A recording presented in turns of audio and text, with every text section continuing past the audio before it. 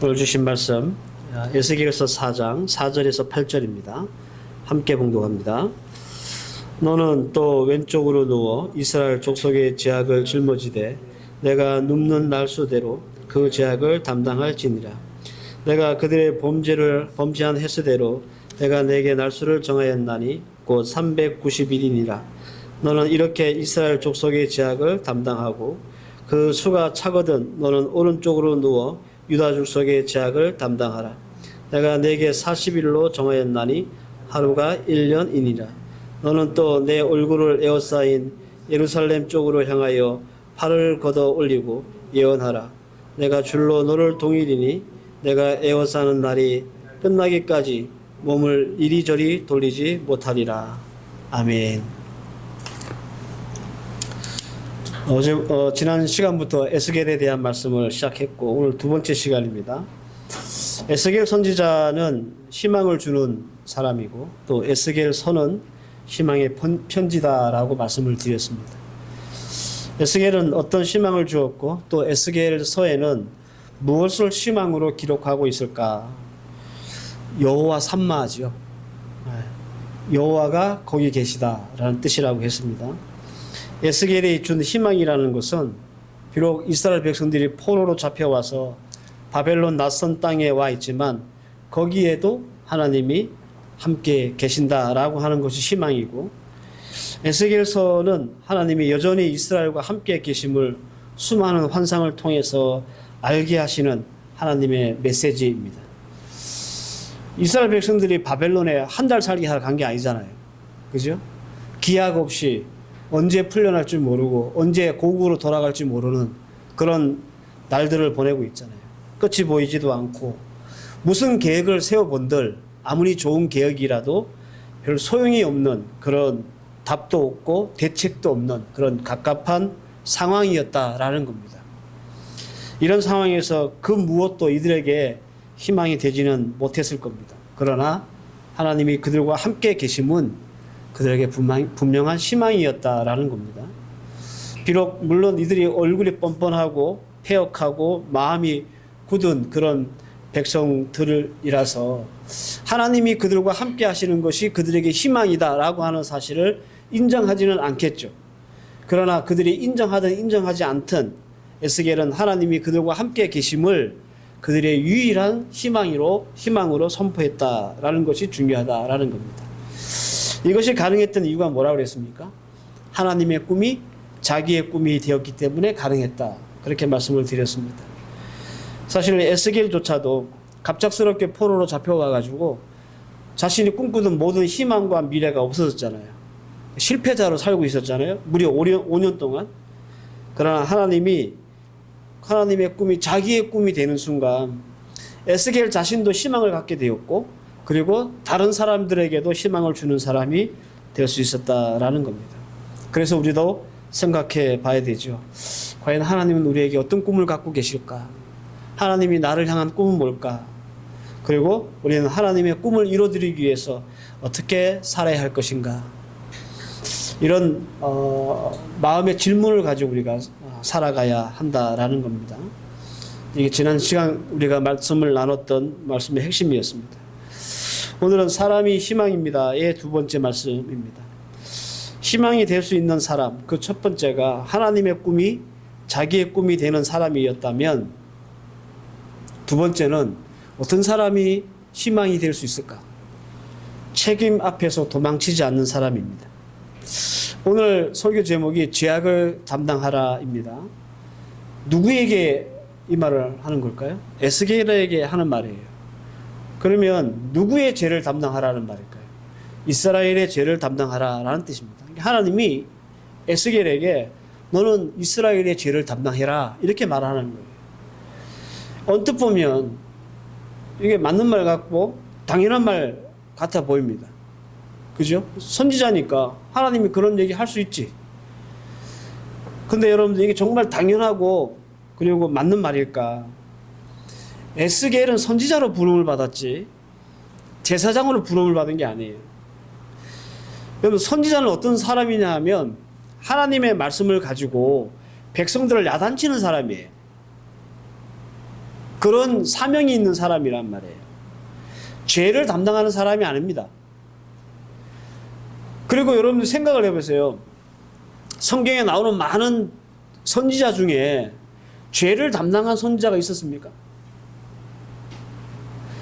선지자의 사역을 하다가 고통받고 어려움을 겪고 문제를 만난 사람은 있어요. 대표적으로 에레미야 같은 사람들. 그죠?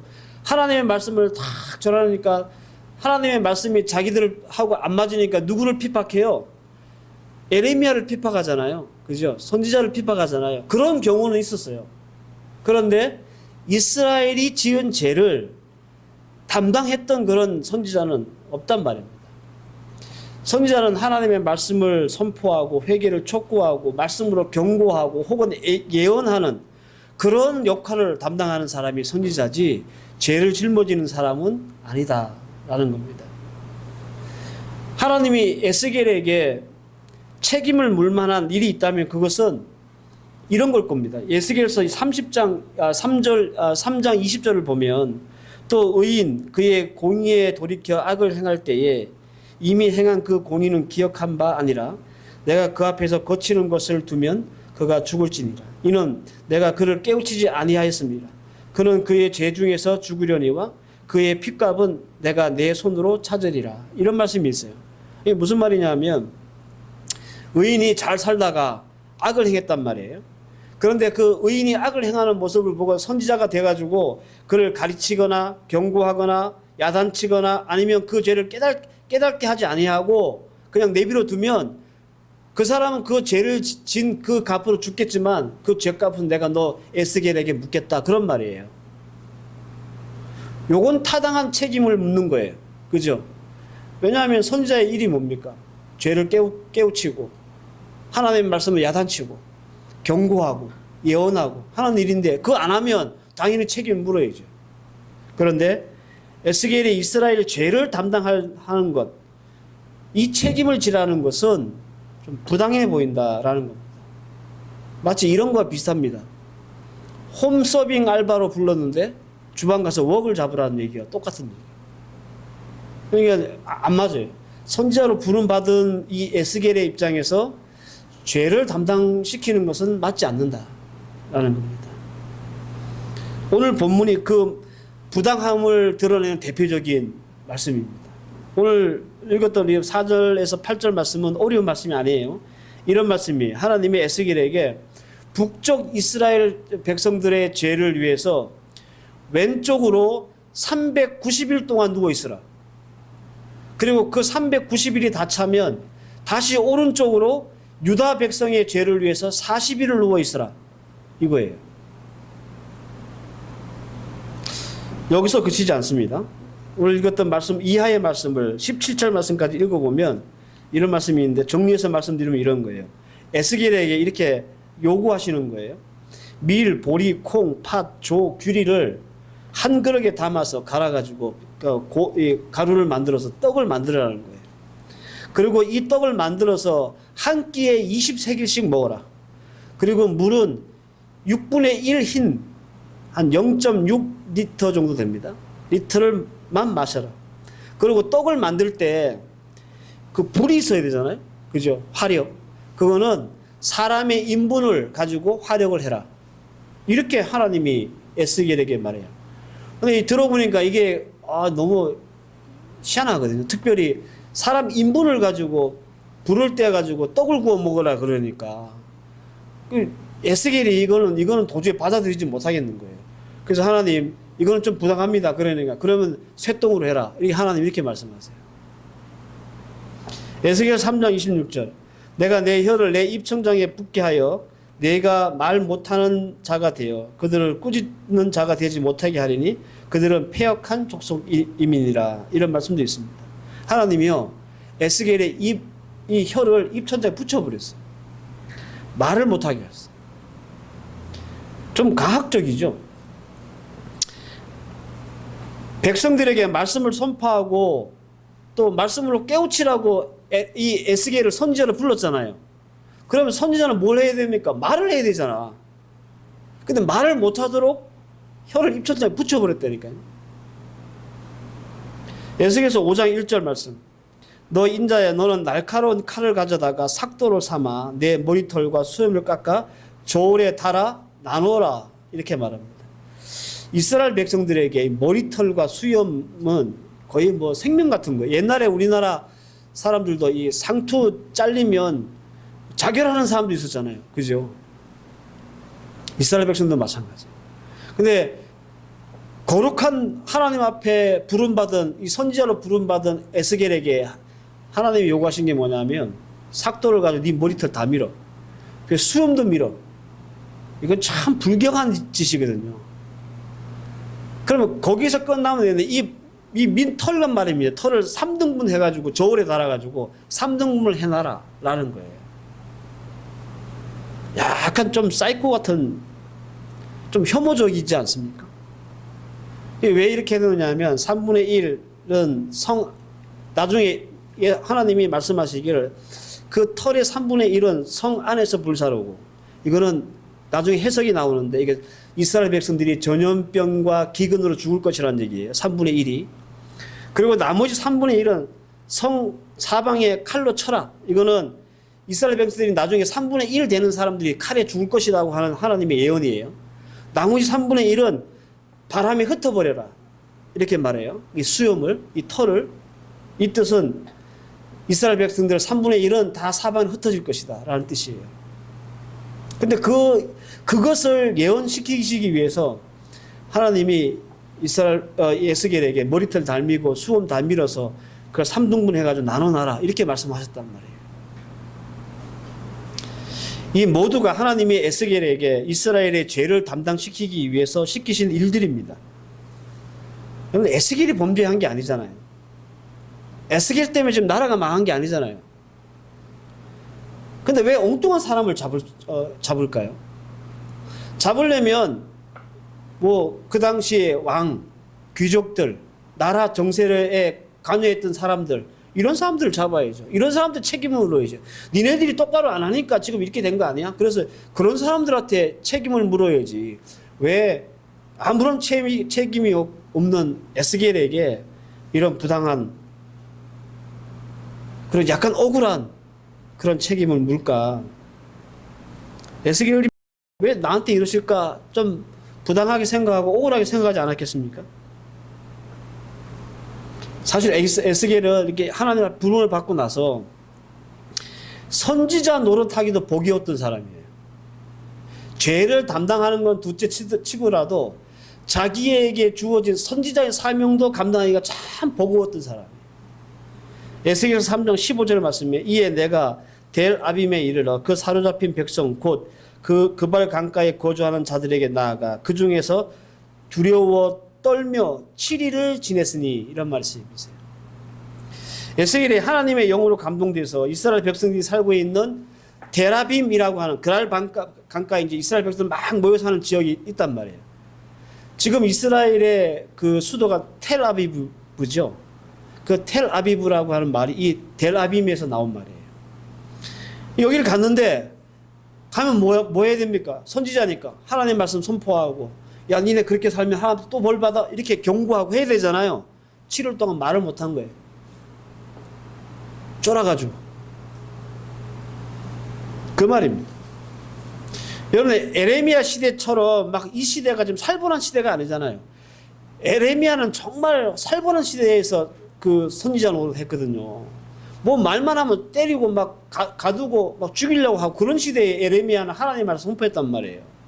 근데 에스겔은 이제 포로로 잡혀온 사람들한테 하나님 말씀 선포하는 거예요. 위험하진 않죠. 누가 때려 잡으려고 하는 사람들은 없겠죠. 그런데도 쫄아가지고 7일 동안 말을 못했다니까요. 그런 사람한테 거의 뭐 학대와 고문 수준에 가까운 이런 책임을 요구하는, 그리고 책임을 지라고 하시니 에스겔이 얼마나 힘들었겠습니까?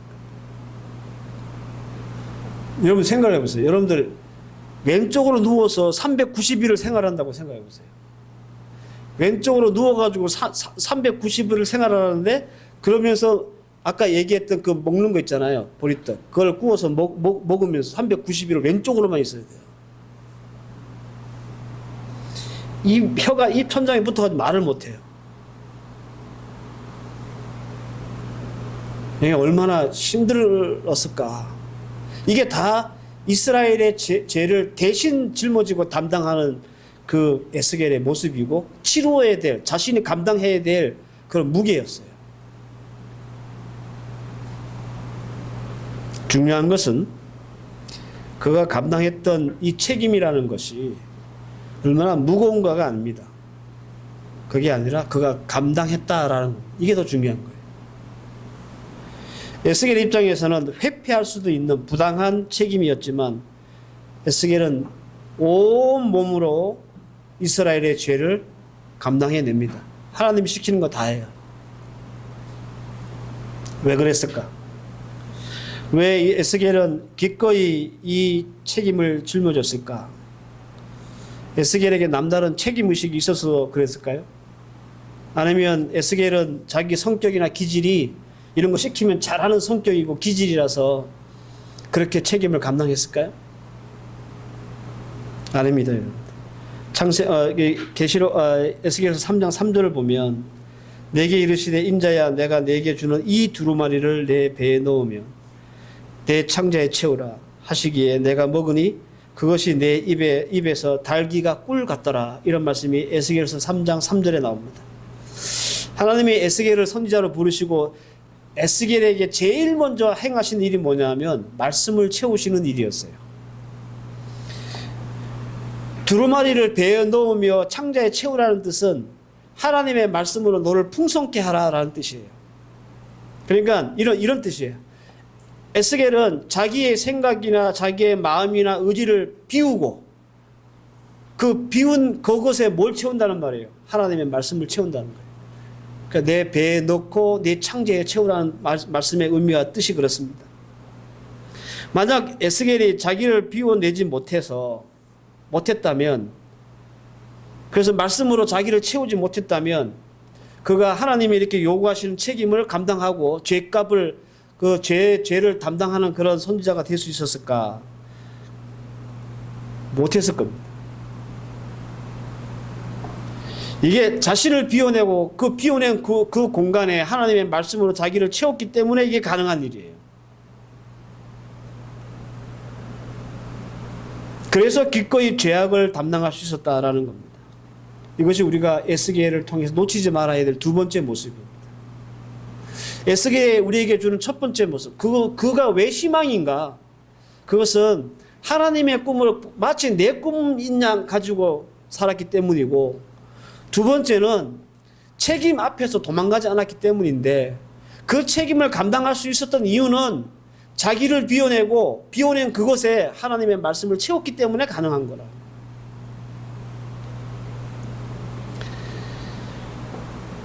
내일 모레면 우리나라 대선이 있습니다. 계엄과 탄핵, 그로 인해서 우리가 조기 대선을 치르게 되는데, 나라가 6개월째 시끄럽죠. 야당 탓, 여당 탓, 온갖 말들이 난무하고. 근데 분명한 건 하나 있는 것 같아요. 나라가 이 지경이 됐는데 책임지겠다는 사람이 없어요. 그죠? 국민들은 그 추운 날 눈 맞으면서 길바닥에 앉아 있는데도 누구 하나 나라를 이 지경으로 만들어 놓은 사람들 중에 한 사람도 진정으로 사과하는 사람이 없어요. 그래서 여러분들 그런 사람들에게 희망이 보입니까? 책임지지 않는 사람들의 뒤통수를 바라보면서 저 사람 참 희망적이다 이렇게 여러분들이 생각이 돼요? 그리고 그들이 하는 말, 책임지지 않는 사람들이 하는 말이 희망으로 여러분들 믿어지십니까? 거짓말 같죠? 책임도 못 지는 인간들이 이렇다 저렇다 하는 말들이 그게 희망으로 안 와지고 믿어지지가 않잖아요. 그래서 책임 앞에 도망가지 않는 사람들, 그런 사람들이 하나님 앞에서 희망적인 사람이라고 말씀을 드리는 거예요. 만약 그들 속에 사리사욕이 없고 정말 그들 가슴 속에 우리나라와 국민들이 있었으면 그들은 벌써 책임졌을 겁니다. 벌써 사과했을 겁니다. 국민 앞에서. 대선이 코앞이지만 참 억울한 게 왜 우리는 사과 한마디를 제대로 못 들었을까? 억울한 마음이 들긴 해요. 사람이 희망이 되려면 책임을 감당할 줄 알아야 하고, 그 책임을 감당하려면 우리 성도들은 어떻게 해야 되냐면 자기를 비워내고 하나님의 말씀으로 우리를 채워야 돼요. 성도는 그런 사람이어야 하고, 하나님은 이런 사람과 일하시고 이런 사람들에게 하나님은 같이 일하자고 우리를 쓰십니다. 사랑하는 성도 여러분, 주님이 성도들에게 부여한 책임 앞에서 도망치지 맙시다. 내가 담당하고 있는 몫이 뭘까? 내가 하나님 앞에 이 교회를 위해, 선교를 위해, 내 삶을 위해 내게 주신 책임이 뭘까? 예? 이것 좀 우리가 생각하고 찾고, 그래서 에스겔처럼 기꺼이 그 책임을 다하려고 노력하고 애쓰고. 힘들잖아요. 왼쪽으로 누워서 390일을 생활하기에 우리가 상상을 못할 정도로 힘들지만 그것마저도 감당해내려고 노력하고 애쓰는 그런 사람이 희망을 주는 성도라는 거예요. 희망이 있는 성도라는 거예요. 없다고 생각하면 하나도 없고, 있다고 생각하면 수없이 많은 게 책임입니다. 자신을 비워 말씀으로 채운 사람은 짊어질 책임이 보이고요. 자신을 비워내지 못한 사람들은 깃털만큼도 짊어진 책임이 없어 보이는 거예요. 우리 교회 2008년도 이제 입당 예배 드리고, 저는 목회 한 20년 넘게 하면서 정말 트라우마가 생길 만한 일이 한 2번 정도 있었는데, 이제 그 중에 하나가 이제 교회 건축이에요. 뭐 현지 교회 건축하고 한인교회 건축은 어떤 들어가는 금액이나 여러 가지 여건들 생각하면 레벨이 좀 다르잖아요. 근데 건축이 힘들어지는 않았었어요. 건축을 하고 한 빚이 거의 한 1억 정도 있었거든요. 그것도 우리 교회 빚을, 교회가 돈을 다 끝까지 충당을 못해서 우리 건축해 주시는 분이 돈을 빌려줘가지고 이 건축을 마무리하게 된 거예요. 그러니까 당연히 그분에게 돌려드려야 되잖아요. 그분도 우리 교회 짓고 돈 벌려고 우리 교회 지었는데 우리 교회를 위해서 돈을 빌려주셨다니까요. 기억하실 겁니다. 그때 계시던 분들. 우리 첫 예배 드릴 때는 앞에 공사가 덜 돼가지고 이제 벽도 안 세워지고 그랬었어요. 그런 빚이 남잖아요. 빚을 한 4년, 5년 이제 동안 갚았는데, 교회에서 재직해 하고 이제 예결선하면 교회 재정 보고 하잖아요. 그러면 빚이 얼마입니다, 얼마입니다. 그건 당연한 거예요. 왜냐하면 교회 재정이 투명하게 공개돼야 되고 성도들에게 공개돼야 되기 때문에 공개를 하는 거예요. 그런데 꼭 재직해나 예결선 하고 나면 저한테 들려오는 소리가 있었어요. 어떤 소리냐면, 나는 교회 지을 때 있지도 않았는데 왜 자꾸 목사님이 이렇게 교회 빚이 있다고 자꾸 이렇게 뭐랄까 무언의 압력을 주시지? 막 이런 얘기들이 들려오는 거예요. 제가 아까 말씀드렸죠. 교회 건축보다 힘들었던 게 건축 이후라고. 빚 갚았을 때 엄청 힘들었고요. 정말로. 그때 머리가 다 샜어요. 전기세는 못 낼 정도였으니까, 우리 교회. 근데 그런 마음들이 저한테 화살처럼 바뀌는 거예요. 그래서 제가 한 3년쯤 되었을 때, 이 예결선 할 때 이 빚을 뺐어요. 우리 그 재정 보시는 집사님한테 빼라 그랬어요. 장부에는 있지만 보고서에는 빼라. 계속 그런 소리가 들려오니까. 뭐랄까요. 좀 마음의 상처? 누가 뭐 그렇다고 돈을 막 헌금을 많이 해서 빚을 갚아달라고 하는 것도 아닌데, 당연히 교회에서 보고해야 될 내용들을 보고를 한 건데, 그러면 보통 같으면 그러잖아요. 그럴 수 있잖아요. 아유, 목사님 교회에 이렇게 빚이 많은데 목사님 참 힘드시겠습니다. 기도하겠습니다. 이럴 수 있잖아요. 그죠? 그것도 책임을 나눠지는 일이에요. 그런데 그런 소리가 아니라, 아유, 빚이 있는데 왜 우리한테 이렇게 압력을 줘? 이런 소리가 들려오니까 마음이 너무 힘든 거예요. 저는 교회 건축을 정말 재밌게 했거든요. 오늘 말씀이 우리에게 주는 교훈이 바로 이겁니다. 우리는 선교한다, 뭐 교회 어떤 사역을 한다. 어떤 마음이 우리에게 있어야 되느냐 하면 이 에스겔의 마음이 있어야 되는 거예요. 내가 어떻게 생각하면 뭐 크게 책임질 일도 없어요. 하지만 내가 하나님의 말씀 먹고 하나님 앞에서 신앙생활 하는 사람인데 우리 교회가 뭘 한다고 한 우리 선교에 어떤 일이 필요하다. 내가 뭘 할 수 있을까 생각할 줄 알아야 한다. 이게 책임 앞에서 도망가지 않는 성도입니다. 그래서 앞서 제가 말씀드렸죠. 없다고 생각하면 하나도 없고 있다고 생각하면 수없이 많은 게 책임이에요. 저는 우리 교회와 우리 교회 우리 앞으로의 우리 교회 미래를 위해서 꼭 필요한 모습이 아닐까 이렇게 생각해 봅니다. 사랑하는 성도 여러분, 이 마음을 먹는 거와 먹지 않는 건 천지 차이입니다. 앞서 말씀드렸지만 우리나라가 계속 이렇게 어지럽고 시끄럽고 이제 막 그렇잖아요. 대선을 앞두고 있지만 근데 이렇게 한번 생각해 봅시다. 내 잘못이 아니야 라고 생각하면 사실 우리는 아무런 어떤 그 책임을 안 느껴도 돼요. 그런데 이렇게 생각해 보자는 거예요. 우리나라가 이 지경이 될 때까지 왜 나는 우리 조국을 위해서 기도하지 못했을까? 이런 마음을 먹으면 지금 우리나라에 일어나고 있는 뭐 이런 일들이 다 내 책임 되는 거예요. 그래서 열심히 기도하고 내 탓으로 생각하고 내가 기도 못했지, 내가 기도 안 했지. 이런 모습이 우리 예수 믿는 성도들이 가져야 될 모습이다라는 겁니다. 그래야 책임을 짊어지는 성도가 되는 것이고 이렇게 책임을 짊어질 줄 알아야 희망을 주는 성도가 되는 거고 이런 희망을 주는 성도야 하나님이 함께 일하시고 하나님 앞에 쓰임받는 성도가 되는 겁니다. 오늘 말씀 여러분들 잘 묵상하시기를 바랍니다. 그래서 주님이 우리 교회 앞에 부여한 책임을 우리가 잘 짊어지고 있는가?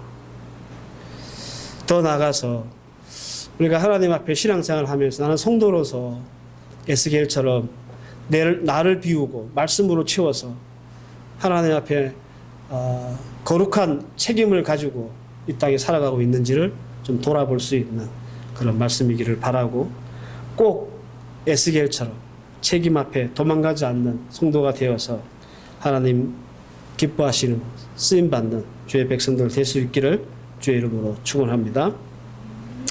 기도하십시다. 하나님 은혜 감사합니다. 오늘도 주신 말씀 우리 마음에 잘 새기게 하옵소서.